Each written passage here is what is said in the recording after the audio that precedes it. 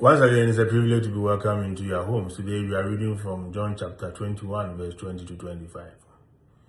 Peter turned and saw the disciple following whom Jesus loved, the one who had also reclined upon his chest during the supper and had said, "Master, who is the one who will betray you?" When Peter saw him, he said to Jesus, "Lord, what about him?" Jesus said to him, "What if I want him to remain until I come? What concern is it of yours? You follow me." So the word spread among the brothers that disciple will not die. But Jesus had not told him that he will not die. Just, what if I want him to remain until I come? What concern is it of yours? It is this disciple who testifies to these things and has written them down. And we know that his testimony is true. There are also many other things that Jesus did. But if these were to be described individually, I do not think that the whole world will contain the books that will be written. There are three characters in the reading: Jesus, Peter, and the beloved disciple.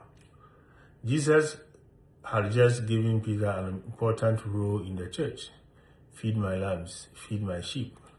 Peter then asked Jesus about the beloved disciple. "What about him, Lord?" he said. In reply, Jesus seems to say, "Look, our Father plans for him. You follow me, in keeping with the role I've just given you." Peter and the beloved disciple each had their own particular calling, and they were quite different. Peter was the chief shepherd of the church who gave his life for Jesus in the city of Rome, where he was martyred. The beloved disciple inspired the writing of the fourth gospel and seems to have lived to an old age. The Lord had a different calling for each of them, just as his call to each of us is unique to each of us. Dear friends, there's something each of us can do for the Lord that no one else can do. Rather than looking over our shoulders at others, as Peter was inclined to do in the reading, we have to try and discern the particular calling the Lord has given us, and then be as faithful and as generous in our response to that call as we can. We cannot be someone else. We can only be ourselves.